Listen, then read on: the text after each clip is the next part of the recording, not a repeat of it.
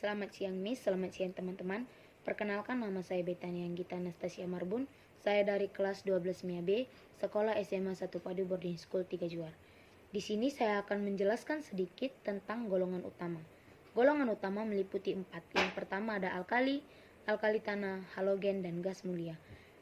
Nah, di sini saya akan membahas tentang sifat fisik, sifat kimia, macam-macam, dan fungsi dari macam-macam tersebut. Yang pertama yang akan saya bahas yaitu alkali. Alkali merupakan golongan 1A yang meliputi litium, natrium, kalium, rubidium, cesium, dan fransium. Hidrogen tidak ikut karena merupakan unsur gas. Dia berupa gas, bukan padatan. Untuk menghafal cepatnya, saya punya trik yaitu lina kabur Robi CS frustasi. Lina kabur Robi CS frustasi. Litium, natrium, kalium, rubidium, cesium, dan fransium. Sifat fisik dari alkali yang pertama, yang umum biasa dipunyai oleh unsur logam yaitu mengkilap, konduktor listrik yang baik, tetapi ketika ciri-ciri umum logam yaitu keras dan titik leleh tinggi, sedangkan alkali ini mempunyai struktur yang lunak dan titik lelehnya rendah, bertentangan dengan ciri-ciri umum logam. Lalu untuk litium, natrium, dan kalium, Rho-nya lebih rendah daripada Rho air, sehingga ketika dimasukkan ke dalam air, mereka mengapung, tidak tenggelam. Sifat kimia dari alkali. Alkali mempunyai 1 elektron valensi, sehingga energi ionisasinya sangat rendah. Karena rendahnya energi ini, menyebabkan alkali sangat mudah melepas elektron. Lalu, logam alkali sangat reaktif, karena mudah melepaskan elektron.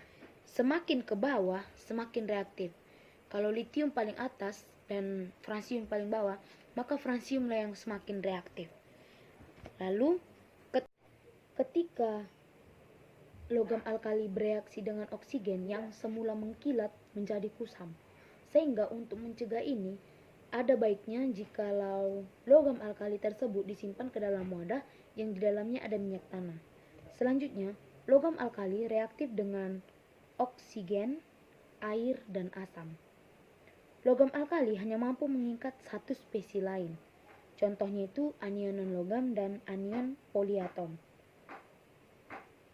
Nah, itu dia sifat fisik dan sifat kimia dari alkali tersebut. Ada lagi pengkhususan untuk fungsi-fungsi dari macam-macam alkali, seperti fungsi litium sebagai bahan pelumas, baterai, industri kaca. Fungsi natrium, industri kertas, garam dapur, dan baking soda. Fungsi kalium, pembuatan bubuk mesiu, pupuk, pembuatan film pada produk fotografi, dan industri deterjen. Selanjutnya, cesium sebagai pendeteksi radiasi. Selanjutnya, ada alkali tanah. Alkali tanah ini bertetanggaan dengan alkali, tetapi ada perbedaan dan persamaan di antara mereka. Kalau alkali golongan 1A, alkali tanah merupakan golongan 2A, yang meliputi berilium, magnesium, kalsium, strontium, barium, dan radium, atau biasa disingkat dengan beli mangga cari sirsak bawa rambutan. Di sini saya akan membahas sifat fisik, sifat kimia, macam-macam, dan fungsi dari macam-macam tersebut. Sifat fisik alkali tanah yaitu mengkilap, konduktor yang baik, tetapi titik leleh alkali tanah lebih tinggi dari titik leleh alkali, tapi lebih rendah dari logam transisi. Jadi titik leleh alkali tanah ini berada di tengah, lebih besar dari titik leleh alkali, tetapi lebih kecil dari titik leleh logam transisi. Sifat kimia dari alkali tanah ini yaitu alkali tanah kan mempunyai 2 elektron valensi. 2 elektron valensinya ini menimbulkan dampak, yaitu yang pertama, karena 2 elektron valensi tersebut susunan elektronnya tidak stabil, sehingga mudah melepas elektron membentuk ion 2 positif. Lalu yang kedua, energi ionisasi yang rendah. Yang ketiga, bersifat reaktif. Yang keempat, mustahil ditemukan di alam dalam keadaan bebas. Maksudnya dalam keadaan bebas ini murni alkali tanah. Dia murni. Jarang ditemukan di alam bebas alkali yang murni, yang tidak berikatan dengan atom lain. Nah, di sini ada pengecualian tertentu. Berilium tidak dapat bereaksi dengan air, Sedangkan magnesium dapat bereaksi dengan air tetapi dengan uap air yang suhunya tinggi. Sedangkan kalsium, strontium, dan barium dapat bereaksi dengan air dingin maupun air panas. Itu dia pengecualiannya. Lalu fungsi-fungsi dari kespesifikan alkali tanah ini seperti berilium berfungsi sebagai bahan penguat pesawat kemudi jet. Campuran berilium dan tembaga digunakan untuk melapisi peralatan listrik. Lalu yang kedua ada magnesium.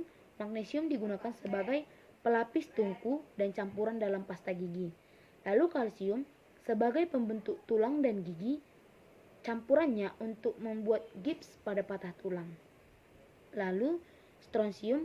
Dahulu strontium ini digunakan sebagai senyawa karbonat dalam pembuatan kaca televisi yang masih menggunakan tabung sinar katoda. Tapi semakin maju, semakin jaranglah digunakan strontium ini. Lama-kelamaan fungsi strontium ini semakin punah.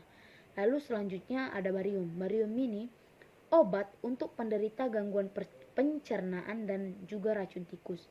Lalu ada radium. Dalam bidang kesehatan, disuntikkan kepada penderita kanker prostat yang sudah menyebar ke tulang. Itu dia fungsi-fungsi dari macam-macam alkali tanah. Selanjutnya ada halogen.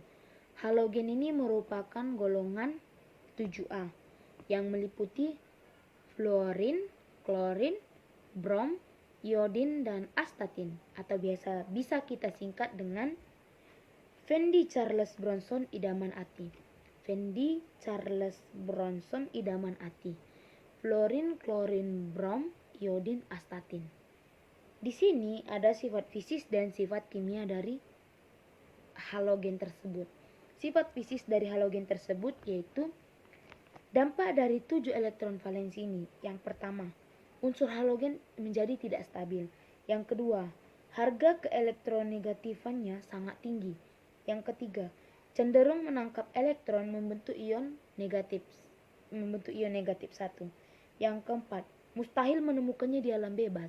Maksudnya ini mustahil kita menemukan halogen murni di alam bebas. Biasanya yang ditemukan yang berikatan. Lalu yang kelima, semakin ke bawah, kerapatan, titik lele dan titik didinya semakin besar. Kalau fluorin paling atas, astatin paling bawah, berarti dari fluorin ke astatin makin ke bawah, maka kerapatan, titik lele dan titik didinya semakin besar. Berarti yang paling besar itu milik siapa? Si astatin, karena dia yang paling bawah. Lalu sifat kimianya, halogen memiliki reaktivitas yang tinggi. Halogen mudah bereaksi dengan logam. Halogen bersifat korosif, jadi mudah berkarat. Jika misalnya suatu logam terkena dengan, misalnya besi terkena dengan bagian-bagian dari halogen seperti entah fluorin, klorin, brom, iodin atau astatin, maka besi itu akan cepat berkarat.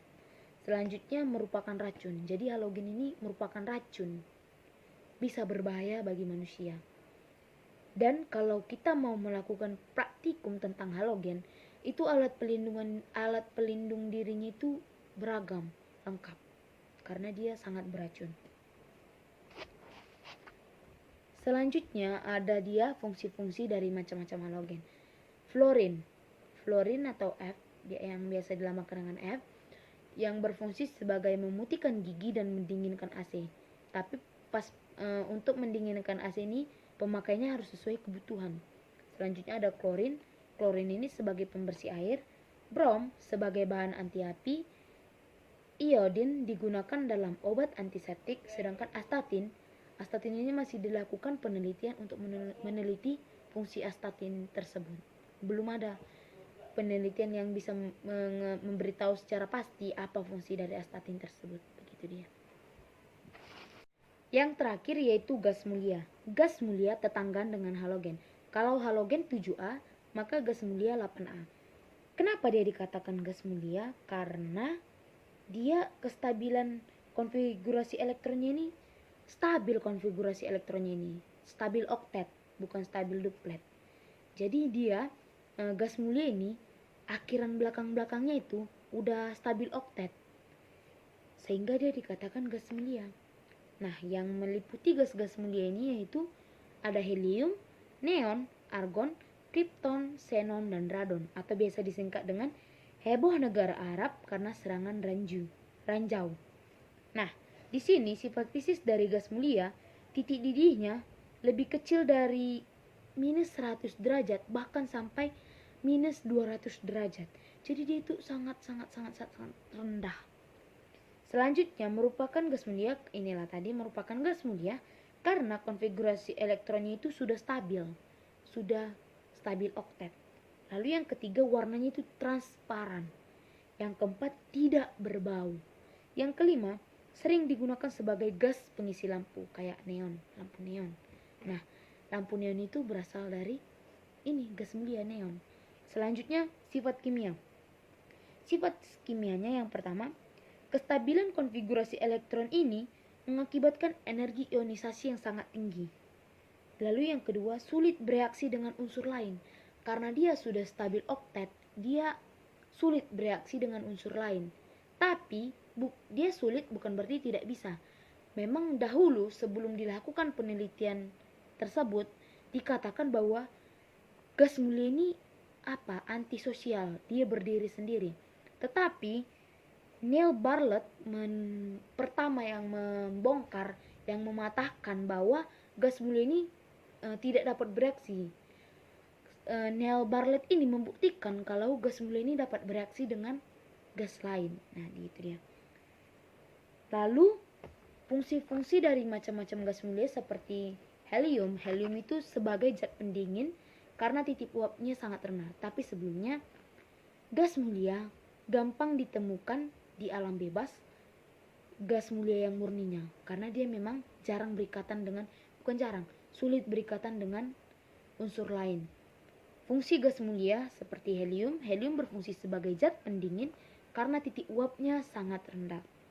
Lalu yang kedua, neon, selain sebagai pengisi lampu neon, juga sebagai penangkal petir, pengisi tabung televisi, dan wujud cair dari neon digunakan sebagai zat pendingin.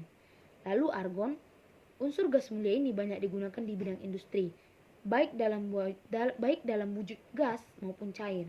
Kegunaan lain dari argon adalah sebagai gas inert yang melindungi dari bunga api listrik saat proses pengelasan, produksi titanium dan unsur reaktif lainnya, serta digunakan sebagai lapisan pelindung dalam pembuatan kristal silikon dan germanium. Lalu ada krypton. Krypton bersama argon digunakan sebagai pengisi lampu fluoresen bertekanan rendah. Krypton juga digunakan dalam lampu kilat untuk fotografi kecepatan tinggi. Selanjutnya ada xenon. Xenon dapat digunakan dalam pembuatan lampu untuk bakterisida atau pembunuh bakteri dan pembuatan tabung elektron. Radon, jenis unsur kimia ini bermanfaat bagi dunia kesehatan karena bisa digunakan dalam terapi kanker karena bersifat radioaktif. Radon juga dapat berperan sebagai sistem peringatan gempa.